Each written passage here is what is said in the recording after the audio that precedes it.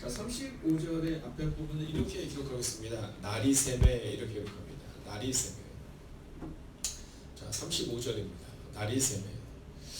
자, 오늘 이 35절의 말씀을 우리 가운데 날이 샘에라는 표현을 통해서 밤이 깊으면 새벽이 온다는 사실을 우리 가운데 증거합니다. 자, 그 밤이 지난 겁니다. 매를 맞고 고통에 시달리던 그 밤. 그러나 세상의 사람들 같으면 그 고통 가운데 하나님을 원망해도 괜찮은 그때 눈물로 기도하며 눈물로 찬양하며 하나님만을 바라보는 인하여 그 밤에 떠나가는 그 밤이 지나간 그 다음 날을 기억하고 있는 겁니다. 여러분, 오늘 이 35절의 말씀을 통해 우리가 잊지 말아야 되는 것은 누구에게나 인생의 깊은 밤이 온다는 사실을 잊지 마셔야 합니다. 그리고 그 밤을 이기는 것은 태도의 승리라는 것도 잊지 마셔야 합니다. 여러분, 우리의 마음 가운데 이 마음을 잊지 않고 살아간다면 우리가 넉넉히 이길 수 있습니다. 즉, 누구에게나 문제가 다가올 수 있다. 누구에게나 인생의 밤이 온다. 그런데 우리는 자꾸 착각하죠. 나에게만 이 문제가 오는 것 같은 거예요. 저 장로님에게는, 저 권사님에게는, 저 집사님에게는 문제가 없는데 나에게만 문제가 있는 것처럼 생각이 되는 거예요. 아닙니다. 여러분, 누구에게나 인생의 밤이 옵니다. 그러나 또한 기억해야 되는 것은 인생의 밤이 왔을 때 주님과 함께라면 우리는 그 인생의 밤을 넉넉히 이길 수 있음을 믿으시기 바랍니다. 아멘.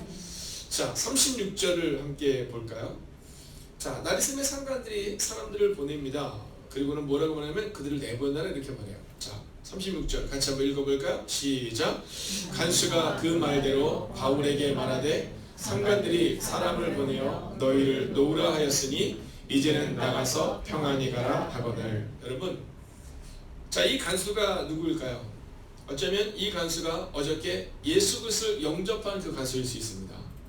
또는 어떤 간수가 그 얘기를 하는데 예수께서 우리의 삶 가운데 오셨다라는 뜻을 알았던 그 간수가 함께 이 얘기를 전할 수 있다는 겁니다. 여러분, 얼마나 기뻤을까요? 제가 오늘 새벽에 연습했었거든요. 네, 혹시 여러분 빅마마라고 아시는지 모르겠어요. 네, 요리 연구가입니다. 얼마나 맛있게 오늘 이렇게 얘기하잖아요. 제가 한번 연습했는데 얼마나 기뻤을까요? 여러분, 아마 달려왔을 것 같아요.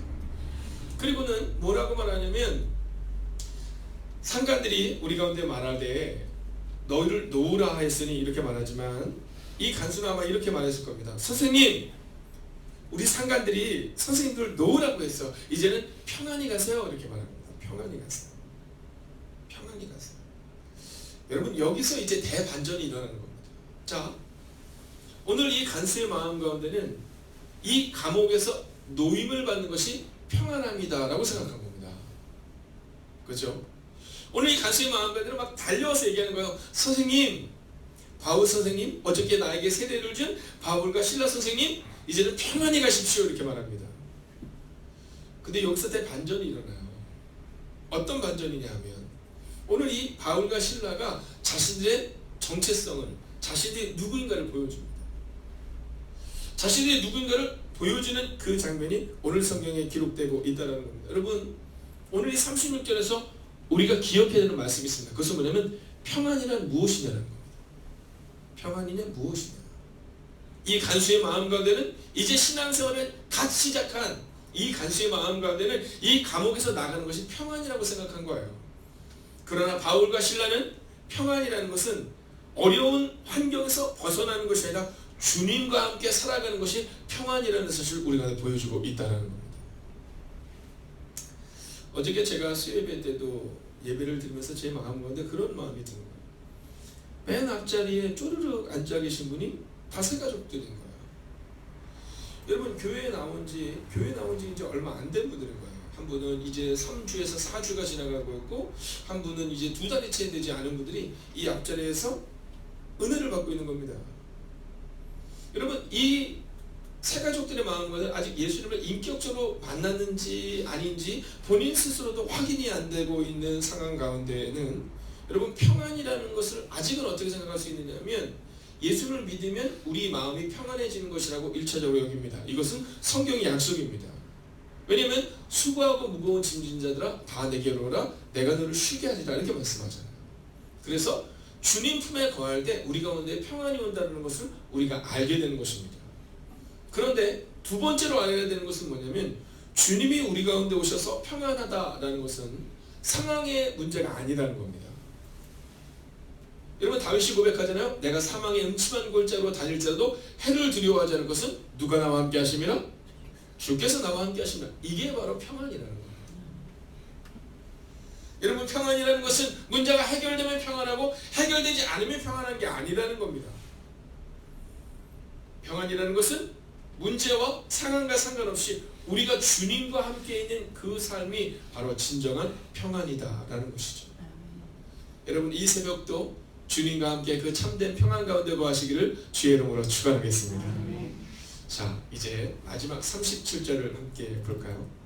자, 반전이 일어나요. 자, 이 간수가 달려와서 이렇게 말한다. 선생님, 이제 평안히 가세요. 근데 그때 이 바울과 실라와 그 공동체가 우리가 누구인가를 보여주고 있습니다. 자, 먼저 37절 전반절을 보면 바울이 이르되, 바울이 말합니다. 로마 사람인 우리를, 이렇게 말해요. 로마 사람인 우리를. 여기서 반전은 뭐냐면 이 바울이 로마 사람이었다는 겁니다. 로마 사람이었다는 겁니다. 제가 어렸을 때 저희 집에 TV가 있었습니다. TV가 있었는데 뭐 여러 가지 TV를 보면서 자라는데 그 중에서 혹시 암행어사 박문수, 기억하시는지 모르겠습니다. 박씨였습니다. 암행어사 박문수. 그래서 이 박문수가 어려움을 겪어요. 막 어려움을 겪는데 막 감옥에 갇히고 막 이래요. 근데 마지막 장면은 늘 뭔지 아시죠? 네, 그 막 어렵고 막 힘들고 막 남루했던 그가 후에서 꺼내잖아요. 뭘 꺼내요? 네, 마패를 딱 꺼내요. 그래서 뭐냐면 암행어사 칠 때 딱 그러면요. 막 저는 그 장면이 너무 좋았어요. 어렸을 때. 네, 우리가 흔히 얘기하는 카타르시스라고 말하지만 막 그 어려움과 막 힘들면 딱 커지는 그 모든 것이 확 사라지면서 암행어사 칠 때. 자, 오늘 이 바울이 자기의 정체성을 딱 드러냅니다. 자기의 정체성을 드러내는데 뭐라고 말하면 로마 사람인 우리를 이렇게 말하는 겁니다. 로마 사람인 우리를.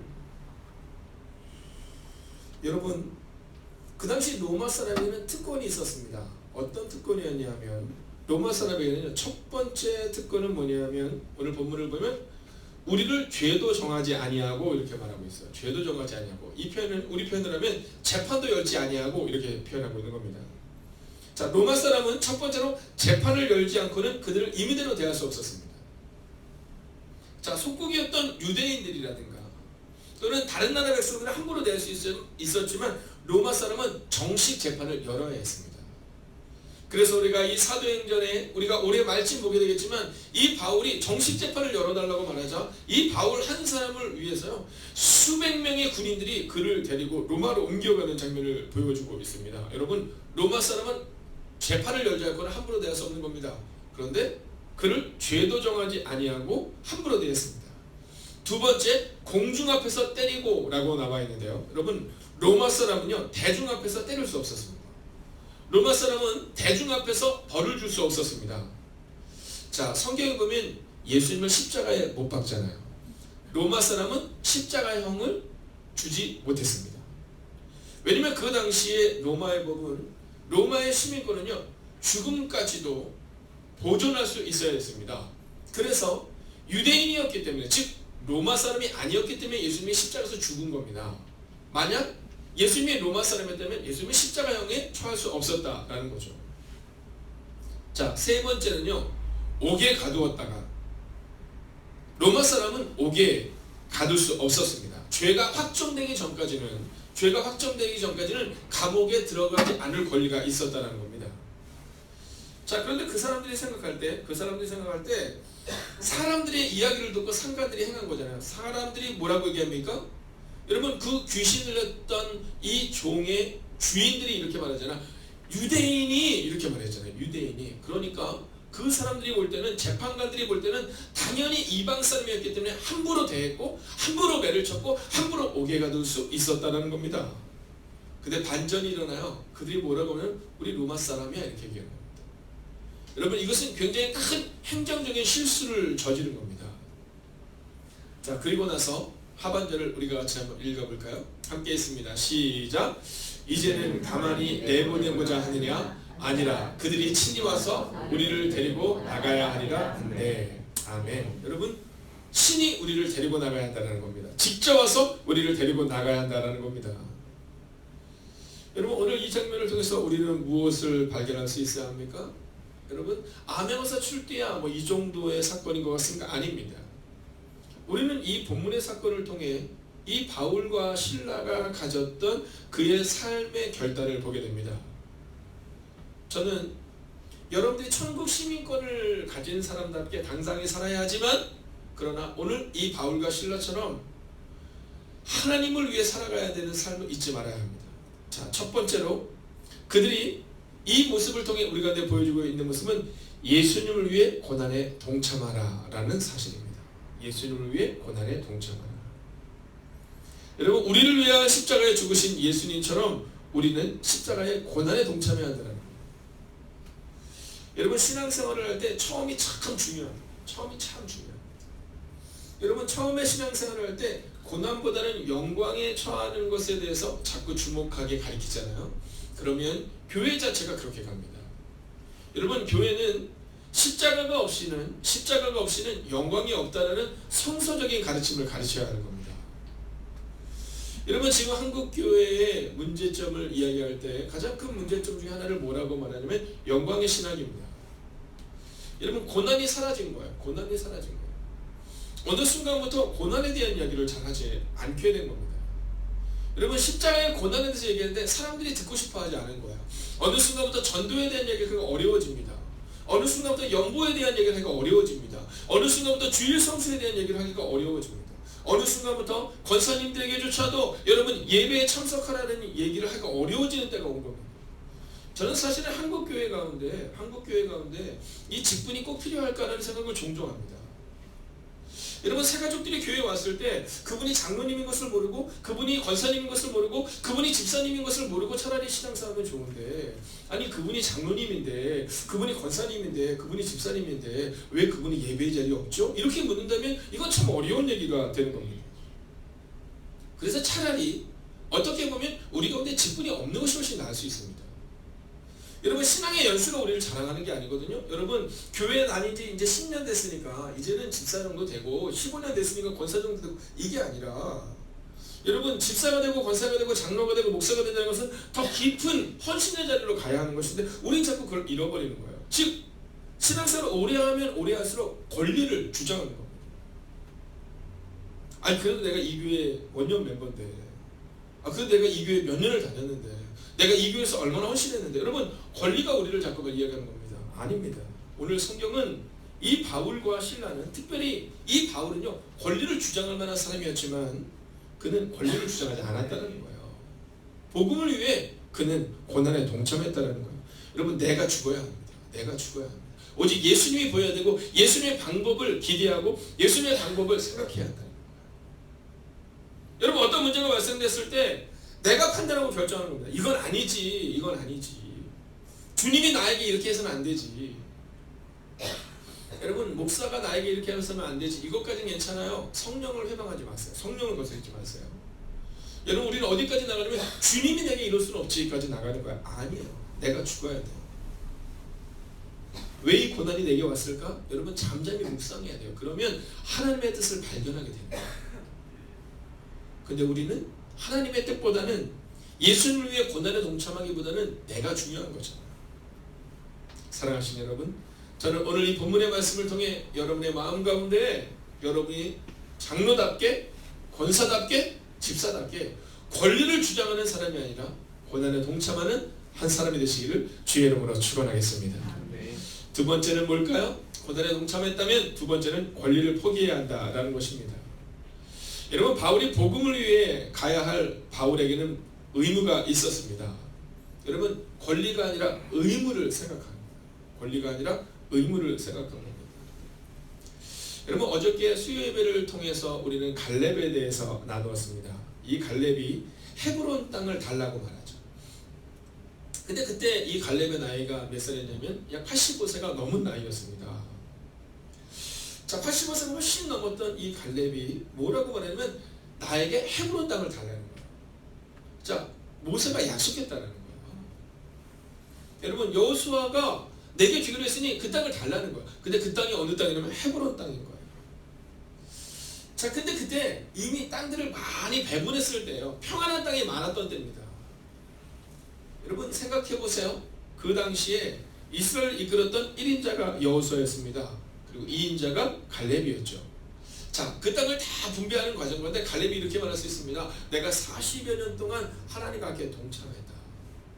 자, 그러니 내가 이 땅을 갖겠다라고 말하면 누구도 말할 수 없는 상황입니다. 근데 그때 이 갈렙이 뭐라냐면 나에게 헤브론 땅을 달라는 겁니다. 근데 이 헤브론 땅은 그때 이스라엘 백성들이 아직 정복하지 않은 땅입니다. 그리고 이 헤브론 땅은 누가 살고 있냐면 아낙 자손이 살고 있는 겁니다. 즉 전쟁에 능한 사람들이 살고 있는 겁니다. 여러분 이 장면을 보면서 어떤 사람들은 이렇게 말합니다.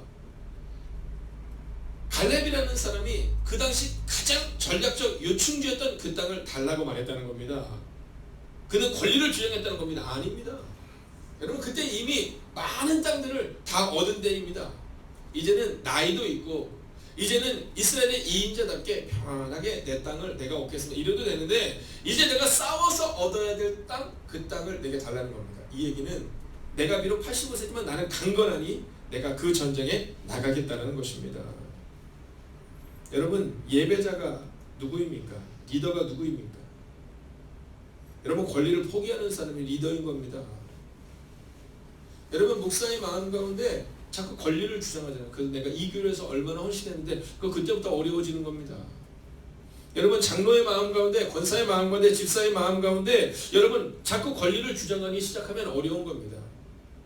여러분 장로님은, 권사님은, 집사님은 어떤 분들이냐면 그냥 예배의 자리에 있는 겁니다. 여러분 새가족들이 왔을 때 우리의 말을 통해서 뭔가를 배우지 않습니다. 우리의 뒷모습을 통해 배워 나가는 겁니다. 여러분 이렇게 의무를 다하는 사람들 바울과 실라를 통해 복음이 전해지고 있었다는 사실입니다. 여전히 우리의 마음 깊은 곳에는 권리를 주장하고 싶은 마음이 있습니다. 여러분 부부싸움을 할 때도 마찬가지입니다. 부부싸움이 일어나는 이유는 권리를 주장하기 때문입니다. 내가 잘못했어요. 의무를 주장하지 않죠. 권리를 주장하는 겁니다. 여러분 교회 내에서, 공동체 내에서 우리 가운데 문제가 발생되는 이유는 단서가 명료합니다. 그것은 우리 가운데 다 의무를 제기하는 사람들 뿐이라면 문제가 발생되지 않는데 권리를 주장하는 겁니다. 여러분 권리를 주장하는 겁니다. 여러분 우리 가운데 권리를 주장할 사람이 누가 있습니까? 우리 모두는 다 죄인입니다. 오직 그리스도 예수의 보혈의 피로 우리가 예수님을 생각하면 낮아지고 예수님을 생각하면 우리는 주님 앞에서 부끄러운 것 투성이인데 예수님이 보이지 않는 겁니다. 그동안 내가 걸어왔던 나의 권리가 보이는 겁니다. 오늘 바울과 실라가 이 빌립보 교회를 세울 수 있었던 이 간수와 간수의 온 가족에게 복음을 전할 수 있었던 이유는 그들이 권리를 주장한 것이 아니라 그들이 의무를 다했기 때문임을 잊지 마셔야 한다라는 것입니다. 사랑하시는 여러분, 오늘도 권리를 주장하는 분들이 아니라 주님 앞에서 의무를 다하는 여러분과 제가 되기를 주의 이름으로 부탁드리겠습니다. 아멘. 마지막 세 번째 모습이 뭘까요? 그것은 뭐냐면 차원이 다른 삶을 살아냈다는 겁니다. 차원이 다른 삶을 살아냈다. 여러분, 이 바울과 실라에게 있어서는요 감옥 따위 두렵지 않았습니다. 여러분 바울과 실라에게 있어서는요 공중 앞에서 매를 맞는 것 따위 두렵지 않았습니다. 완전 차원이 다른 삶이었다는 겁니다. 여러분 적당하게 살아가려고 하니까 문제가 발생되는 겁니다. 여러분 적당한 신앙생활을 하다 보니까 여러분 교회 내에서 자꾸 나를 드러내고 싶어하고 여러분 가정에서 나를 드러내고 싶어하고 공동체에서 문제를 일으키는 사람이 되는 겁니다. 오늘 우리 가운데 있어서 차원이 다른 삶을 선택하는 겁니다. 주님과 함께 살아가겠다는 마음을 갖는 겁니다. 세례 요한은 광야에서 석청과 메뚜기를 먹었습니다. 약대털과 가죽 허리띠 외에는 가진 것이 없었습니다. 여러분 그러나 그는 당당합니다. 이게 바로 차원이 다른 삶입니다. 여러분 회개하라 천국에 가까웠느니라 주님을 위해 살아내는 그 차원이 다른 삶을 살아냈다는 겁니다. 이것이 바로 그리스도인의 모습입니다. 저는 오늘 아침 이곳에 내려오기 전에 히브리서 11장을 묵상할 수 있는 시간을 가졌습니다.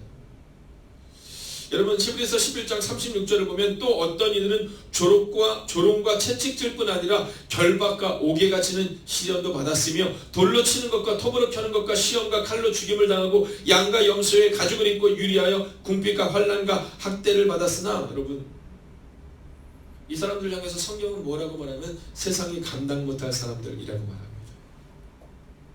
오늘 바울과 실라는 다른 사람들에게 이 모습을 보여준 것이 아니라 그가 전도했던 간수들에게 이 모습을 보여줍니다. 여러분, 저는 우리 교회가 한국 교회 가운데 영향력을 미치는 교회, 이런 꿈은 꾸지도 않습니다.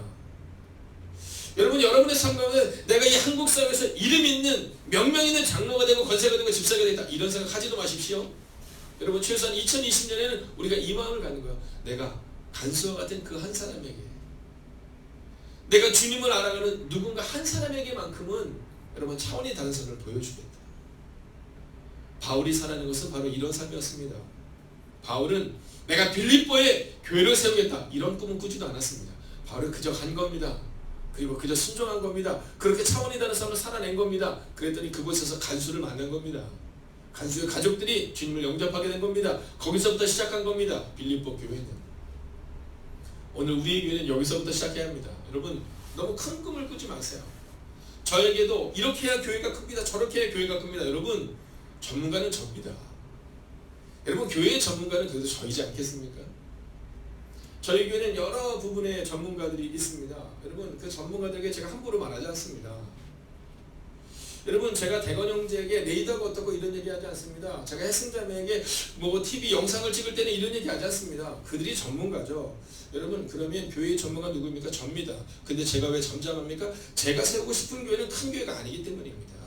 이렇게 해야 진간교회처럼 됩니다. 이렇게 해야 순복음교회처럼 됩니다. 아니, 제 꿈은 진간교회도 아니고 제 꿈은 순복음교회도 아닙니다. 제 꿈은 최소한 한 사람이 간수에게 차원이 다른 삶을 보여줬던 것처럼 그렇게 삶을 살아내는 한 사람 한 사람을 세우고 싶은 것, 그런 장로님, 그런 권사님, 그런 세상을 세우고 싶은 것, 그게 바로 제 꿈입니다. 사랑하시는 여러분, 히브리서 11장은 말합니다. 위대한 사람들, 이렇게 말하는 것이 아니라 하나님 향해 꿈을 꾸었던 그 탁월한 사람들이 아니라 고난에 동참했던 사람들, 그리고 그들은 세상에 감당 못한 사람이었다, 이렇게 말합니다. 여러분, 행복에 가득한 교회가 이 통일로로 옮기게 되고 하나님의 꿈을 꾸는 교회로 이루어지게 된 것은 제가 계획을 잘 세웠기 때문이 아닙니다. 여러분, 우리가 이런 교회를 꿈꿔야겠다, 그래서 하나님이 이곳으로 우리 이끈 것이 아닙니다. 그저 오늘 바울과 실라처럼 묵묵히 하나님의 꿈을 이루기 위하여 살아내고 그렇게 하루하루를 성실하게 살아냈던, 고난을 두려워하지 않고 권리를 주장하는 것이 아니라 의무를 다했던 여러분들이 있었기 때문이다라는 겁니다. 오늘 이 새벽 이 시간 여러분이 기도의 자리를 지키는 이상, 여러분이 예배의 자리를 지키는 이상, 그 누군가에게는, 그 간수와 같이 신앙생활을 시작하는 그 누군가에게는 여러분 차원이 다른 삶을 보여줄 수 있는 여러분과 우리가 되기를, 그리고 그러한 행복에 가득한 교회가 되기를 주의 이름으로 축원하겠습니다. 기도하겠습니다. 살아계신 아버지 하나님, 오늘 이 새벽 이 시간도 우리가 주님을 바라보며 나아갑니다. 예수님을 위해 고난에 동참했던 바울과 실라처럼, 그리고 그 고난에 동참함으로 그 간수에게 믿음으로 살아낸다는 것이 어떤 것인지를 보여줬던 바울과 실라처럼, 오늘 우리도 위대한 교회, 탁월한 교회를 꿈꾸는 것이 아니라 오직 예수님처럼 살아내는 그 삶을 통해, 예수님을 위해 고난에 동참하는 사람들을 통해 간수의 삶이 세워졌던 것처럼 우리를 통해 누군가의 삶이 세워지는 삶을 살아내는 하나님의 사람들이 되기를 성부와 성자와 성령의 이름으로 간절히 축원하옵나이다. 아멘.